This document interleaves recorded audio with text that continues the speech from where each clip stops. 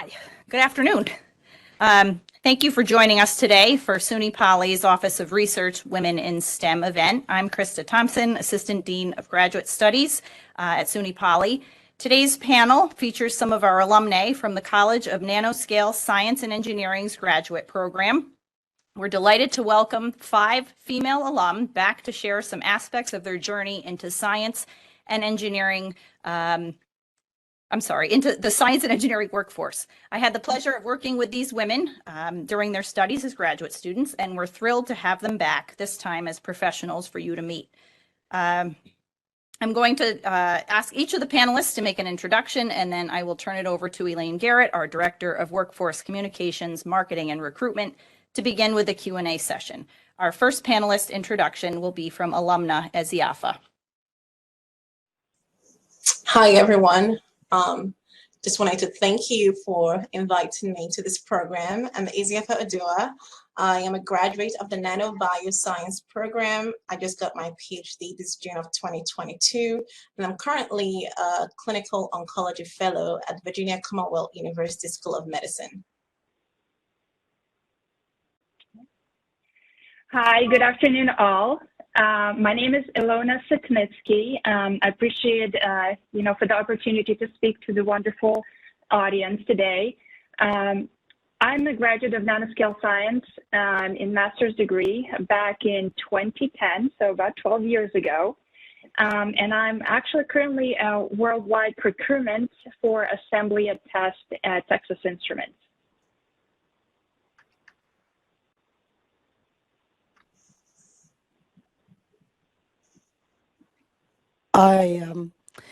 Thank you very much for the invite. I really appreciate the opportunity. I'm a medical physicist. I work at UPMC Hillman Cancer Center.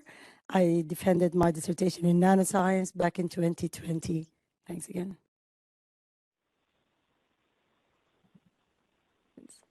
Hi, I'm Caitlin Philippi. I got my degree in nanoscale engineering in 2018. And I'm a plasma etch process engineer at Tokyo Electron, better known as TEL. Hi everyone, my name is Lei Wai Kong. You can call me Y. And I'm a SMTS at AMD, and I graduated with nanoscale engineering with a PhD. Thank you.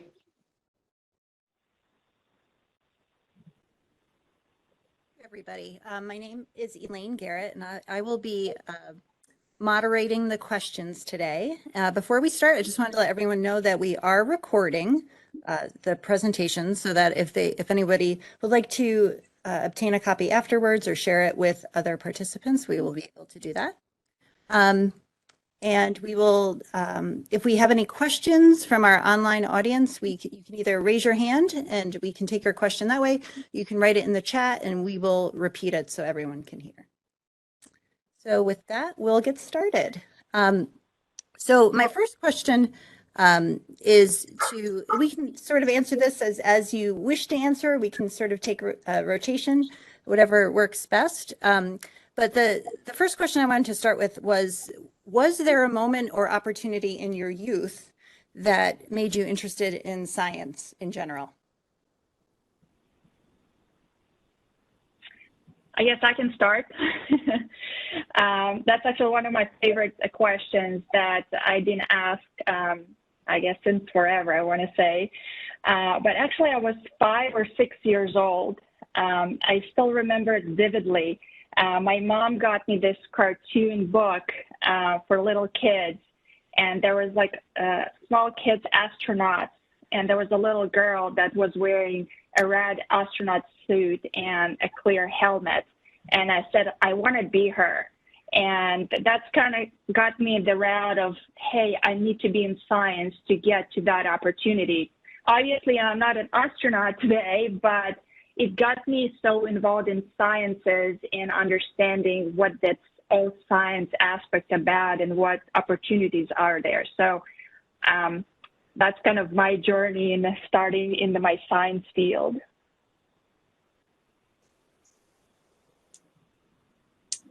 I can go next. So I was going to say there are probably many moments for me, but the one that I vividly remember, like Ilona here, was I was older. I was 10 years old. I remember, I was having this stomach ache, and it was like almost in the middle of the night, and my mom had to take me to the hospital. My friend had taken me to the hospital, and we got there, and the doctor who saw me was a young woman. She was probably a resident at the time. I don't know, but well, she fixed me. She gave me something, and I felt better after that. And I was like, oh, I want to be like her when I grow up. And that got me interested in the medical sciences, and yeah, so that was the one moment that I remember. Obviously, there were other moments that got me more interested in scientific inquiry and all, but I just thought that was a cool one that kind of stuck to me and kind of led my path so far.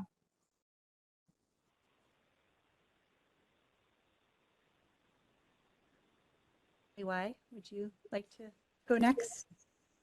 Sure. To me, it's very different.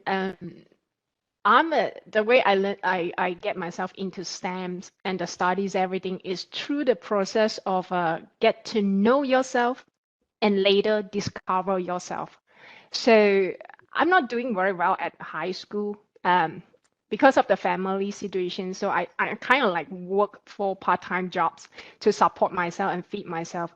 So, but something very strange is like I do very well in math, right? I got the highest score in the class always, and I don't know how I did that. So and later I find out that is science. So that's how it get me continue to work in the science. That's my answer.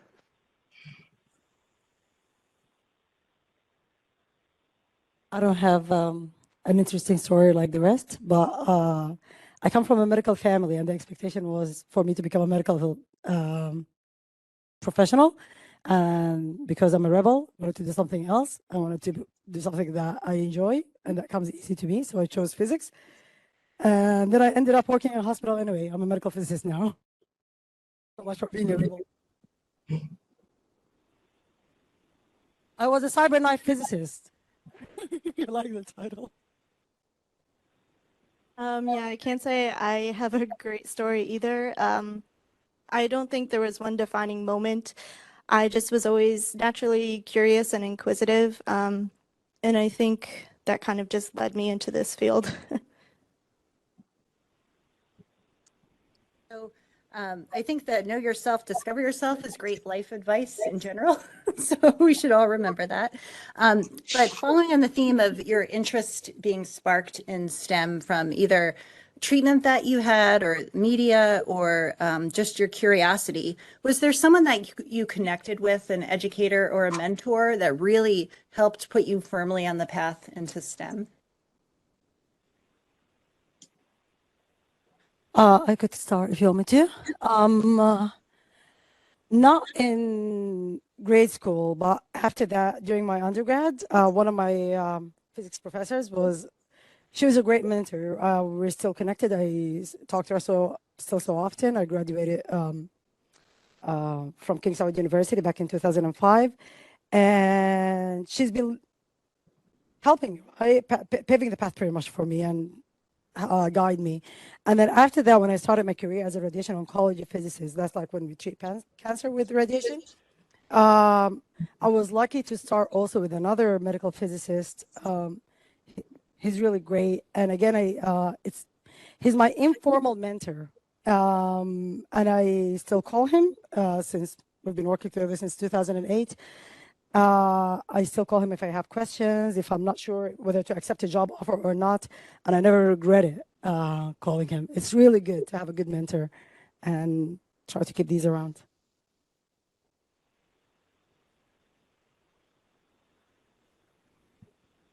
I can go. Yeah. I would have to say actually my dad, because it started when I was a child. As I said, I was curious about everything. So he always tried to answer my annoying why questions. Why? And he never ignored them. He always tried to answer them as best as he could.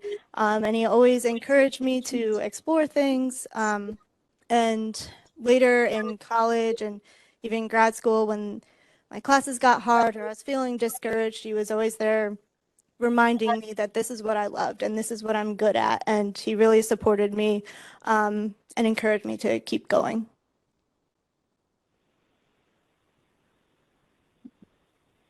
I think for myself, I was lucky enough to have quite a few people that encouraged me, mentoring me through my career. But the most important person in my life, since I was born, actually my grandfather.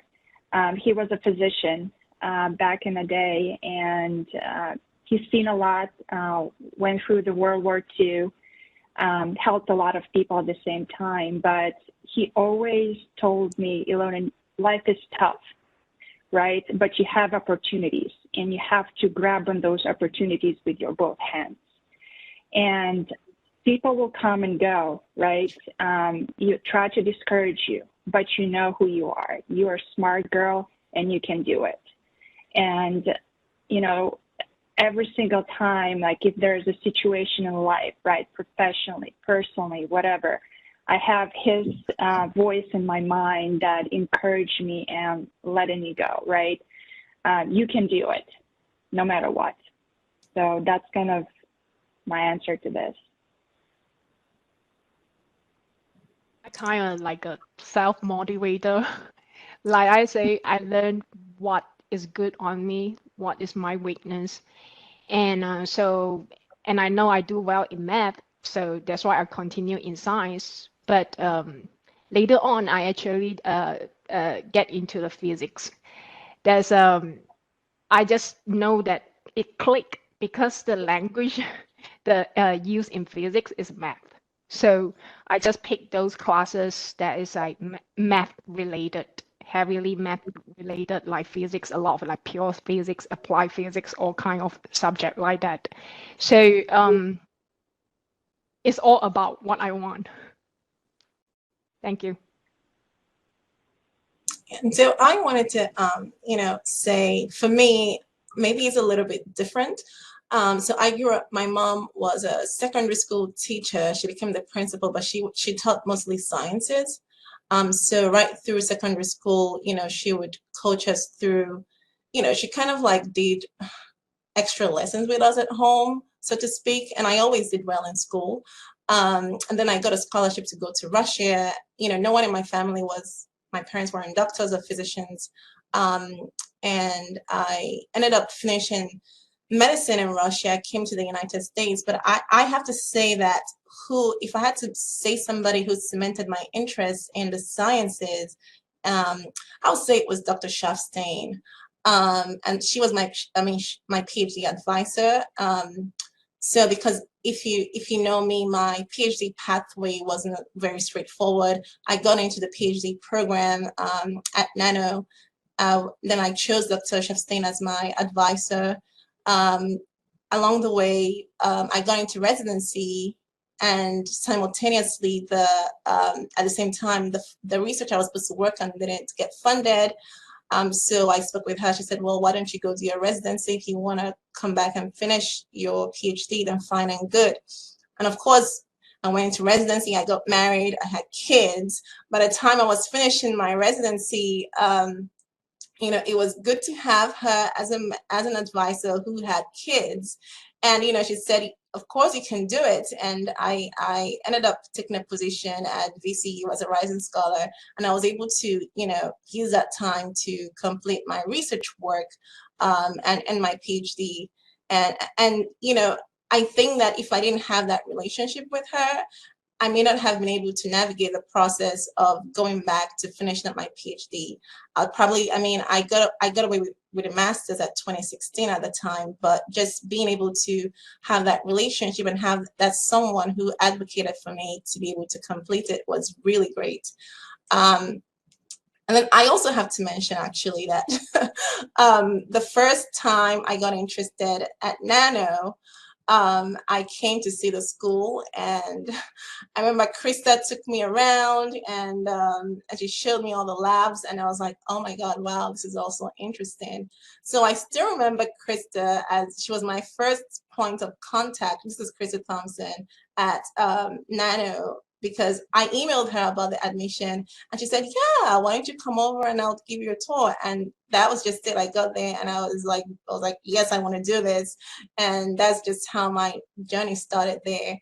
So so that's, and honestly, you know, I think along the pathway, it hasn't been one person or two people. There's just been different people along the path that kind of encourage you to keep going. At least in my situation, that has been the way it's worked out for me. That's great, like a relay, right? We're so pleased because Dr. Sharfstein's here in the audience. Ah, A little, Sharfstein. and so is Krista. So it's wonderful that they're here, and it's so crucial to name the people, right, that help you, because not only is it important, you know, for the mentor to know that the relationship is meaningful and that it's fruitful for you, but it's also really great to remind yourself too, even if you're discouraged along the way, you know, thinking back on those times when somebody was there for you and encouraging you in your goals. So after you left school, after you completed all of your multiple graduate degrees and your residencies and your internships, could you all talk a little bit about what your first job was in your field, and then how that's changed to the job you have today? Or if you're still in your first job, you know, maybe what you might go into in the future now that you know what you know. So we can start. Whoever. Sarah, would you like to start? Okay, so after I finished before I finished my PhD, I accepted the job offer as a CyberKnife physicist at the BI, Beth Israel Deaconess Medical Center in Boston. The CyberKnife is a robotic arm similar to the ones they use when they build cars, but then in the head they added the linear accelerator, right? And it's primarily used to treat brain tumors, but now we treat also other sites in the body with it.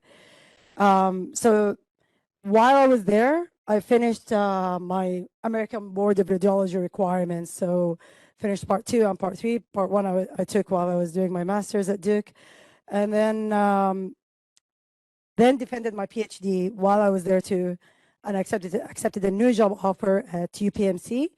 Again, as a medical physicist, but we do not have the robotic arm. We have a linear accelerator, a conventional one, 2 of them, and we treat multiple sites. I switched to the new job because it has more of a balance. So it's not just a clinical job, but it has a clinical aspect, it has research aspect, and then it has somewhat academic aspect to it. And that's what I want. That's what I like. And that's it for me, I guess.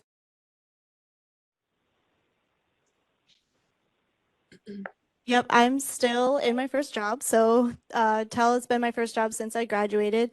And I think just something I'll say is that I'm glad that I was open to taking this job because I thought I really knew what I wanted to do and really knew specifics. And then I stumbled upon this opportunity and I took it, and I'm really happy that I did because it's allowed me to just kind of expand my impact on the scientific field, and also allowed me to stay in the capital region, which is what I liked.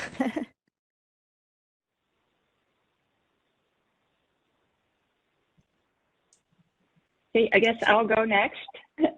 Oh, is that where do you want to go? Oh, no, please go ahead. All right.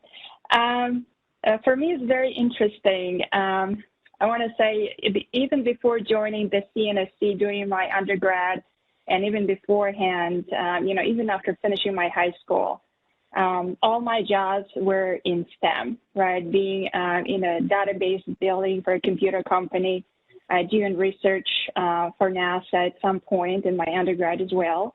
But after I graduated CNSC, I started working for Texas Instruments. I actually started as a process engineer back in 2010, right after I graduated. I loved it. It was it was the first 300 millimeter fab in the world. And I was working in this huge machines that called implanters. It was fascinating. It was demanding. It was 24/7. And that's what kind of kicked me in a bag, but at the same time gave me the view of what is the real life of the engineer in a semiconductor business. I loved it. But after doing that for 3 years, I wanted to do something different, which also kept me in my engineering and scientific way and triggered my brain, but also looked at more on a broader side of the business. Because when you're doing something in your field, right, you're kind of limiting yourself to either engineering or the scientist or doing your research or whatever. I want to look at the whole level, right, from the market perspective, how everything works, how everything interconnects, right? For that reason, I actually moved to more of a procurement side. And a lot of people ask me, do you still do your slides? I'm like, I actually do every single day. I work with the biggest, suppliers in the world, right, that innovate, that integrate. We work hand in hand with the engineers, with myself, right? So I actually got the opportunity to see the whole picture of a semiconductor business from the start to the end. And that's kind of an opportunity that when you're an engineer or in sciences, especially when you started, you have a whole world in front of you. You can choose whatever job you want and still have your science soul, as I say, satisfied. So that's how I ended up in the worldwide procurement. I work, as I said, with the biggest names, if you want, in the semiconductors business, and I love it. Every single day, I work with the engineers, with innovators, and understanding not only the engineering side and what it's out there in the future, but also the innovation part of it, right? The engineering part of it that I still crave. So that's kind of my journey from start to what I'm currently now.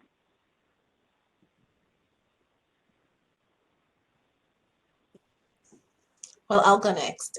So the first job I took, it's my path, like I said, after residency, I took this job as a rising scholar. I was a hospitalist. I was seeing patients, taking care of patients at night, and then not on like one week of the month, and then the rest of the 3 weeks I was doing science in the lab.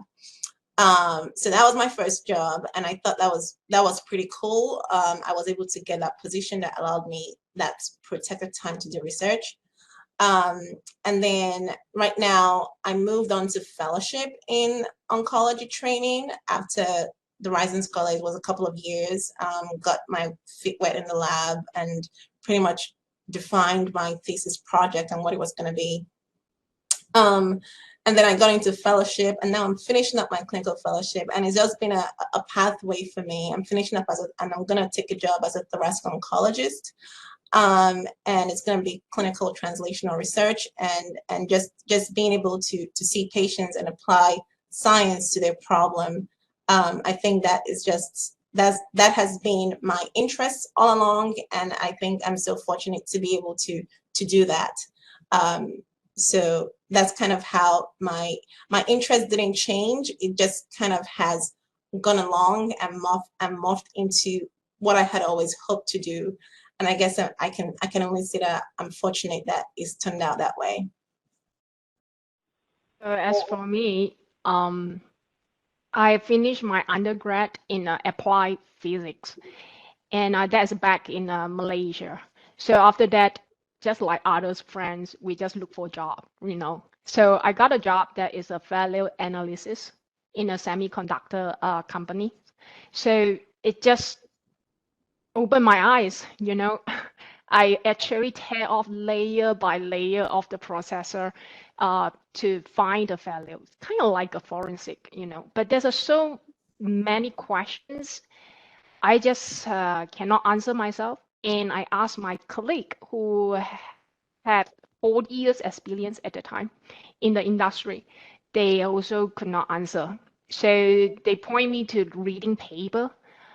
To be honest, I have no clue what the paper telling me. So that's where I find that just not enough. My knowledge is not good enough. I have the hunger, to learn more. So, even before like talk about job, I also thinking about scientist or engineer, which one, right? So that's where when I go to my in the physics master in physics theoretical, I can solve all the math equation, but I cannot explain the nature based on the outcome. And that is the weakness I have, and I see my other classmates they able to do it. But then I'm better in applied science to come up experimentation to get data so that I can help my classmate to explain right their hypothesis. That's where I see the differences, and knowing that I'm better in engineering, that's how it get me to engineering instead of science. So, and that also helped me to decide that I might want to pursue my career in engineering. Now, after I graduated with PhD, I continue to work in the field that's related to science, material science, nanotechnology. But at the same time, I have chance to make friends and interact, meeting with a group of people. They are all statisticians.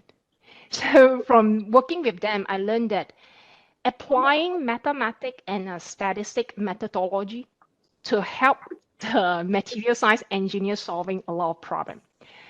And that's where I make my move, change of field. I actually changing my career to move into more mathematic methodology. It's also scientific methodology. It's just different field. So I concentrate a lot on that, working with my friends, all that, and I even like started to teach in the previous company, Intel, where I work at, to teach different groups of the engineer.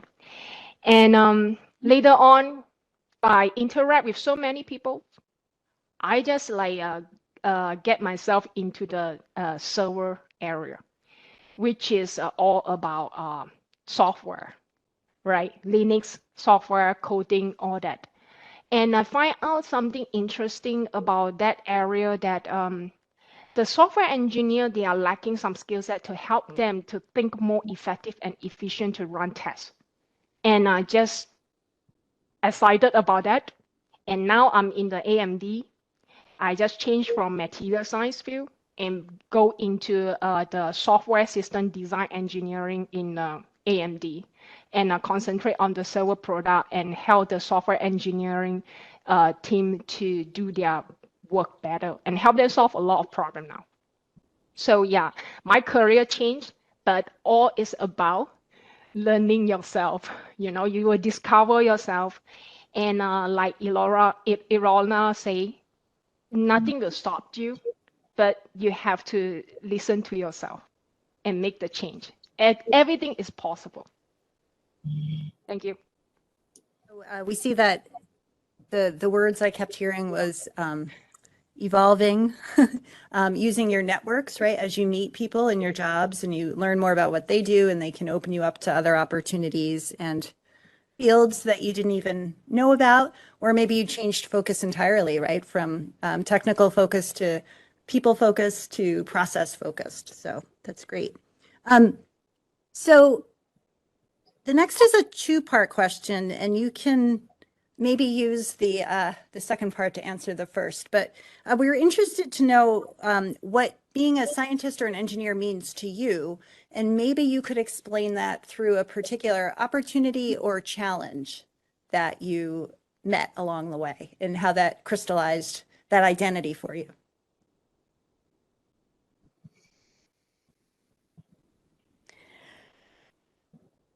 Can I start with answer? Whatever The you, answer for the last question also? whatever you want, yes. Okay. I did mention that I graduated from King Saud University. That's in Saudi Arabia, in Riyadh. People that especially the younger ones, might not know that Saudi Arabia is, was at least, not the best, not a country with the best opportunities for women, especially in STEM, right? So when I chose physics, people would ask me, what would you work as? And I'm like, I don't know. I'll find out. I'm just having fun, right? I'm enjoying it. Then when I was about to graduate, I went to that mentor that I talked about, and I asked her, what should I do? She said, do you not want to work in academia? I was like, no. So she said, well, there are several opportunities. There's Aramco, which is an oil company, large in Saudi Arabia, and there is medical physics. I was like, okay, I'll think about it. I'll read a little about them and see what I could get. There were other jobs where boys from the same program went and got jobs as physicists, right? A company called SABIC, for example. And literally, I would walk in, and at the reception, they would say, "What are you doing here?" I was like, "I'm applying for a job." "No, you're a girl. You can't even walk in. Get out," and I'll leave, right? I applied to one of the big hospitals. There is King Faisal Hospital as a medical physicist, and then I applied to Aramco, and I kept waiting. While I'm waiting, I worked as a teacher, high school teacher. And then finally I got the job offer from King Faisal, accepted that, and I started working there. I didn't know much about medical physics, but then what I found is that I like it, I enjoy it. It's really rewarding. So these are some of the challenges, right? But you don't always choose, how do I say it? You don't always know what you will get towards the end, right? So to me, it's more important to enjoy the journey, right? I do not want to worry about what will happen to me 10 years from now. I'm not saying that's the right thing to do. I'm saying that's what I did, and it worked for me. So yes, after that, from King Faisal, they offered me a scholarship, and I came here as a graduate student, and I'm still continuing this career, which again I find extremely rewarding. I love my job. I wake up happy and excited to go to my job every day. I don't know if you want me to tell you a little bit of my career, of what we do in our jobs, or not yet. We'll move back to that. Sure. Has a opportunity or challenge there.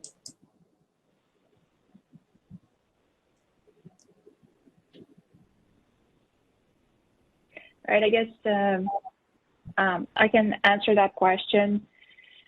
I think this question is, even if it's a twofold or threefold, I think they go hand in hand, right? I think from the engineering and scientist perspective, it's actually opportunities and challenges at the same time, right? That's what it means to me. Being a scientist my whole life, I saw opportunities, a lot of them. It depends on you how you want to take those opportunities and evolve with that, run with it. Through my life, right, you know, I have evolved a lot. And the opportunities that were given to me, right, just a little bit of a background. I was born in Russia, but I was raised in Israel, and I moved to the United States, you know, back in 2004.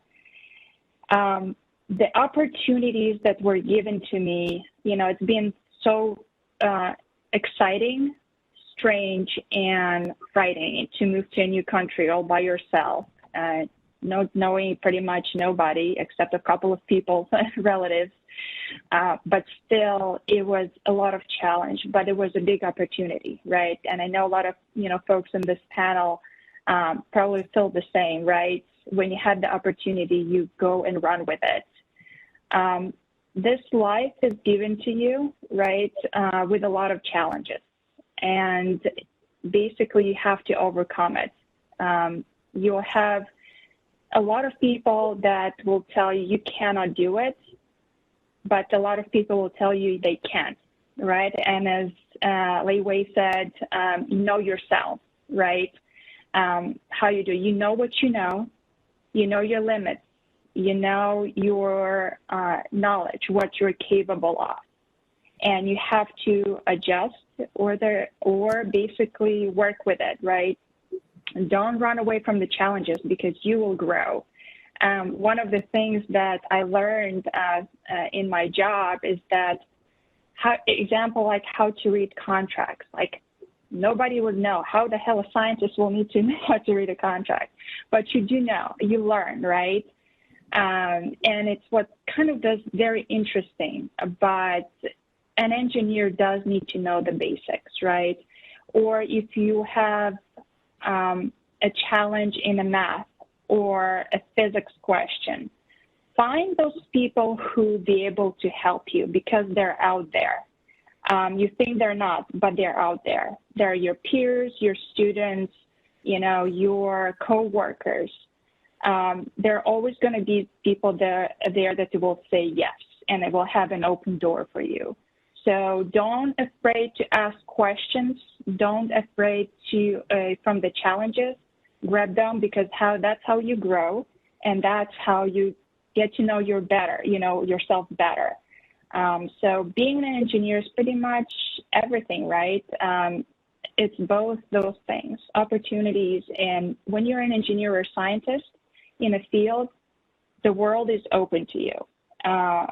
No matter what job you'll have next, either it's going to be in a science field or something else, because of the STEM, I would say, because of the science background, you will have more opportunities than challenges, I would say. So that's kind of my intake on that question. I'm going to bounce off of what Elena was talking about opportunities. I think I don't know when I started thinking this way, but something that I've always had in my mind is to be faithful to my opportunities, right? When I have an opportunity, I tell myself I have to be faithful to it. I have to give it my 100%. So that's kind of how I've approached opportunities, because I feel like when you've been given something, it's just because you just have to be faithful to it. That was just my mindset. So every time I saw an opportunity, that was one of the reasons, I pushed to finish my PhD. I was like, that was an opportunity and I have to do it.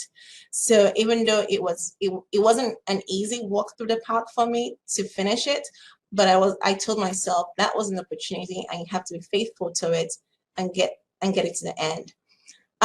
So I just wanted to, to bounce off of that. And in life, you get many opportunities. And I think how faithful you are with one might determine the next one that comes your way. In terms of challenges, there are going to be many challenges, but like everybody has said, just pushing through, know that you are able and know that you can. And reach out to the people, the networks you have, the resources you have. Don't be afraid to ask questions. What does it mean for me to be a scientist and a physician in medicine? For me, I think it's a great thing. I always thought about my interest in oncology really started back in medical school, where I really had this thing in me when I saw cancer patients. It was almost like a death sentence then. And it struck a chord to me, and I just wanted to be able to help and do something. And just being a scientist helps me to be able to try to find answers to questions, right? That then we are able to apply to our patients. So that is why I find it meaningful. I find that I'm able to see a clinical problem and try to figure out, well, how can I find an answer to this, whether it's at the bench, doing bench research or doing clinical science research, but being able to ask a question and know how to answer it. I think that is, what being a scientist and a physician means to me. Thanks. As for me, I just think being a scientist or engineering in STEM, in the industry, it just it created a confident person of me, So in a way that because regardless you're a scientist or engineer, you rely on data-driven decisions. You do not listen to your mom, your sister, your brother, your friend commented something, and you base on that to make decisions. No, you are slowly, anything decisions in your life, a job, at a task or anything, you always will use your engineering or scientist brain, started to analyze and come out of data-driven decisions. Okay, so that is very important because every time when if you practice as it, when you present anywhere, you have the confidence, right? Because you're not simply talking something that is no evidence, you know. So that's what in the STEM how it meant to me, right? As for like opportunities is if you want to do something new, like engineers, we do a lot of innovation solutions to solve the real world challenges problem, you know. So there's always opportunities. You need to have an innovation, right? The opportunity is not you ask, they will give it to you. A lot of challenges, right? Let's say you want to ask for funding in the company, ask for funding to do some pathfinding projects. So you need to know how to write a proposal, how to present. So those are the challenges to help you to get to the opportunity. So knowing what you don't know, go practice, go learn it, and you go ask people to help you as well because you're weak on some of the area. Ask people to give you advice, work together, collaborations, put up a whole proposal together and present and get the funding. So what I want to say is opportunity is everywhere. Sometimes even there's no existing opportunity, you can create one. But along the way, there's always challenges. If there's no challenge, there's no fun, you know. So that's what I want to say. Thank you. So I think we have time for one more question, and then we wanted to leave a little bit of time if there's any audience questions. So I think that we've had a lot of great advice in terms of how to identify and continue in your STEM career.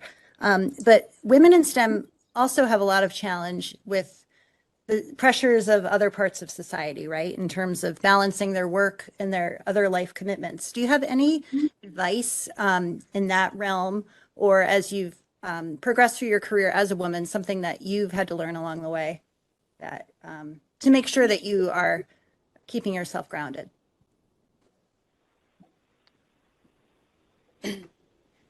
So I have a big ego. I don't know how to ask for help.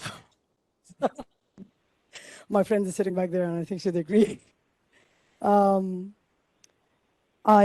had my first son while I was doing my master's degrees. He was born with Down syndrome and with a heart defect. So I had family support, a lot of family support. But in our culture, we don't ask for help. They just fly over and they come and help us, right? Then I came over to my PhD, and I had a lot of support from my husband. But my husband is from this country. He's not from my country. So we fought a lot, right? I was like, why aren't you helping me? You didn't ask. So ask. It's okay to ask for help. So I learned that. I'm still learning it. So that's number one. The society, there's a lot of pressure, you're right. School would call. My husband works from home now, and home is literally across the street from school. And they call me, oh, your kid is sick. I was like, why does he call my husband? He's right there. He's a parent too, you know? So the expectation is both parents share responsibilities equally. We're both equally parents, right? We're trying to change that. Planting, I guess, in our kids' lives that, yes, perhaps in the past, the gender roles played a major role, and it was essential for our society to continue and nourish, but I don't think that's the case anymore. It doesn't make sense to continue that anymore in my head. So, and in my opinion. So I am trying to push towards more equality, to teach our girls and boys that expectations are equal from both. girls are just as equally smart. And yeah, responsibility is shared. I think that's all that I could say. Thank you. Yeah, something that kind of keeps me grounded. I talked about like along the way, I had a lot of support and I had a lot of encouragement. But there were also people who kind of laughed at me because I'm a woman. And maybe they doubted me, or when I talked about me having my PhD, people assumed it was my husband or my brother-in-law because we have the same last name.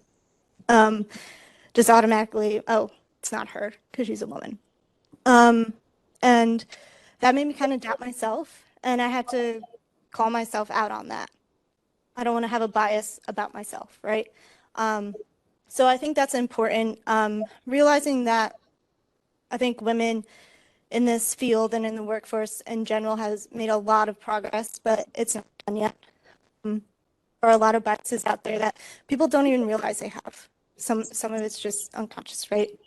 Or your subconscious. So I think it's important to realize that and recognize it. And don't be afraid to call it out. It doesn't have to be this thing, but even in yourself, recognize it in yourself, because sometimes it's been so ingrained to think this way that it's just kind of automatic. So try to recognize it in yourself. And also, a thing to keep me grounded, you mentioned like balance, work-life balance. I think sometimes you'll have to find a new way to do things that you enjoy. And something, when I had my first kid, someone said to me, hey, your work will be there tomorrow. I was so used to like, I'm not leaving till everything's done, everything's perfect. And he said, like, it will be there tomorrow. And sometimes you do have to stay until everything's done, but for the most part, yeah, yes, it will be there tomorrow and the world will go on. I'll just go in here. So in terms of hobbies, I heard someone say once, a physician say, it's okay for your children to be your hobbies. And I was like, thank you, Jesus. Because after I had kids, I felt like I didn't have any hobbies anymore. Because, you know, I just, for me, I'm not sure there's anything such as balance. What I try to do is when I'm at work, I give my 100% at work. And when I go home, I give my 100%. I'm a mom. I try not to take work home. If I can, I stay, I do everything I can do, or I have to, you know, be the mom and then afterwards stay up and finish up work, or I wake up really early to do some stuff in the morning before everybody else wakes up. And I have to say that habit, I was thinking about it the other day. When I was growing up in Nigeria, my mom had 4 daughters. So initially, apparently, when we're younger, she had help. But when we grew up, after a little while, she sent all the helps away, and she made us do all the house chores. We did rotations across the house, and so you were responsible for doing your chores and then finding out time to do your schoolwork and be good at it. And I used to be really so annoyed about it then, because I had friends who, when I was still doing my chores, they were already done with their homeworks, and I had to either wake up really early to do my homework, or like because I was really tired because I was doing chores after school or something.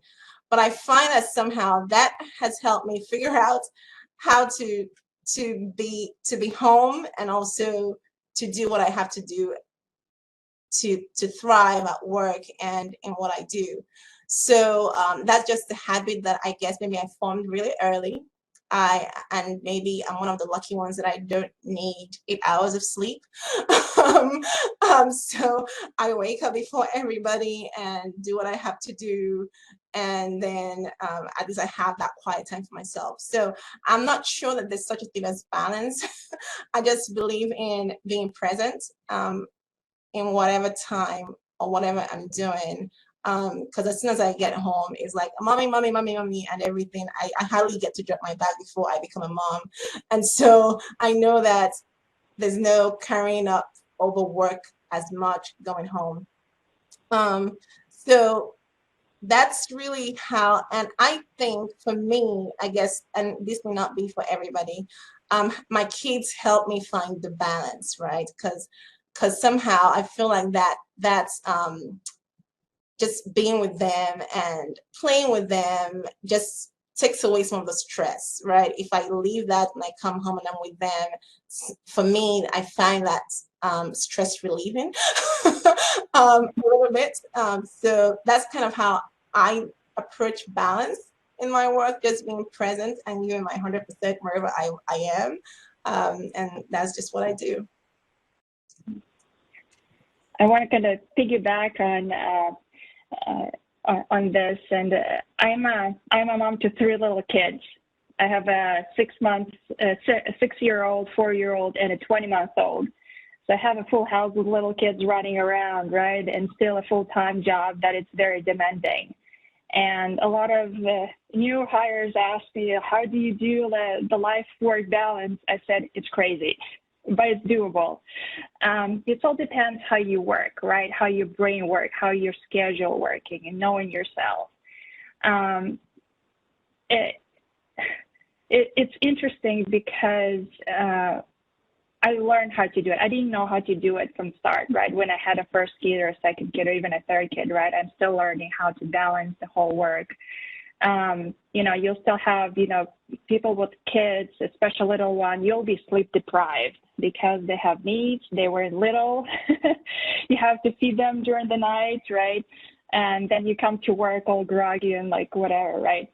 But I think the most important thing with work-life balance, you have to build your surroundings, who can help you, right? Either your family or friends or school, because you cannot do it alone. And that's okay.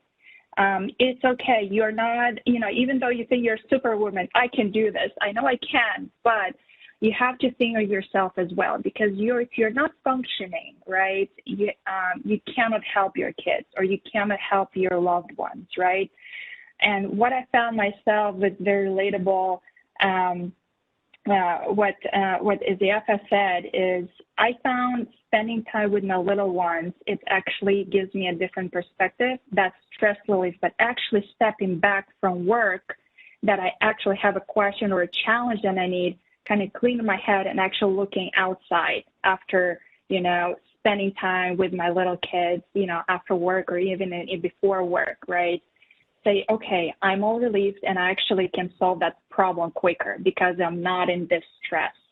And one of the biggest advices that actually a director told me at TI, he retired, he said, your job will be there, right? The company would not fall if you go and take care of your sick child or you need to take a day off. It's there. The company is not going to fall, and, no matter if you don't solve it today. And again, rely on your surroundings, who they are. As I said, it's a family, friends, whatever. Seek help. Ask for help if you don't have it, right? Because you have to balance it. I know it's hard during the craziness because the world is demanding, but don't forget to take care of yourself, because if you don't, you won't be able to function personally or, at work. I need to be best with you. So good luck. So, like my advice to women in STEM, right? There's always bias around. Everybody has their bias, okay? While I know the things I do well at work, right? In the semiconductor industry, is man-dominated industry, but I work as a team player with all my colleagues. They are mostly men, right? The way I able to bring in and work well is I never put my gender in my brain when I talk to them. All I talk about is the problem, how we solve it. There's never a discussion about I'm a woman, they are men. No. So to do science engineering, the gender should not be there when you come to solving a problem. So that's my advice to most of the women, right? Again, there's always bias around. Anywhere you go, Some country has more bias than the other. Just watch yourself, right? Not to get yourself into those sensitive discussion. That's it. If you need help, always go ask for your manager or that for help, right? If you worry about the gender causing issue. Now, in terms of how far a woman can go in the industry or that, right? There's no limitations. The limit is you put it yourself. You have bias and you put a limit, right? So never put a limit in your life or anything, right? I do not have kids. I'm not, no responsibility for another life. But I do have a pecan orchard. Like I have like 2,200 trees that I have to take care of. Most of the people will say that is a man's job. But physically is really very hard work. But you're able to, if you think like a scientist and engineers, you will make things work. No problem at all, right? But you will need help, right? All that, yeah. So work-life balance, everybody will have that issue at one point of your life, right? I would suggest like, regardless a woman, you work in STEM and you have kids or family, all that, always think about knowing how to prioritize. And the second, integrate them together. You prioritize everything, your health, your family, your work, all that, and know how to integrate together. These two things is a new skill set you will learn through your life. And if you're able to do that, you do not have an issue of work-life balance. So that is my advice. Thank you. Everyone. And I just wanted to thank everyone that has tuned in online. We have quite a few schools that have joined us online, and we really appreciate that you were here with us today. If anyone has any questions, feel free to unmute and ask or type them in the chat. We have time for a couple. I know we're a little over, but if anyone has a question that they would really like the panelists to address.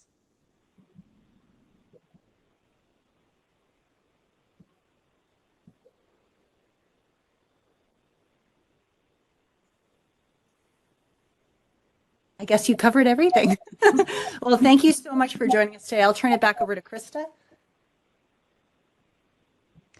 So I just wanted to thank our panelists again for coming back to CNSE and sharing their journey. I know I've heard a few stories over the years, but this was really great and helpful, I think, to our younger students and current students here and the rest of us. It's been really great to hear your stories, and they've all been, I think, inspiring.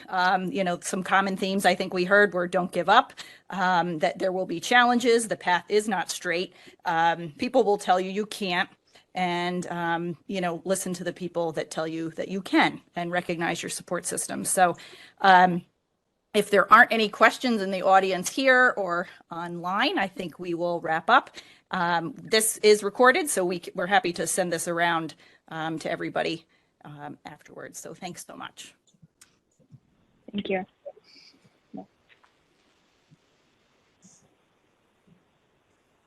Thank you. Thank you, everyone. Thank you all. Have a wonderful day. Bye.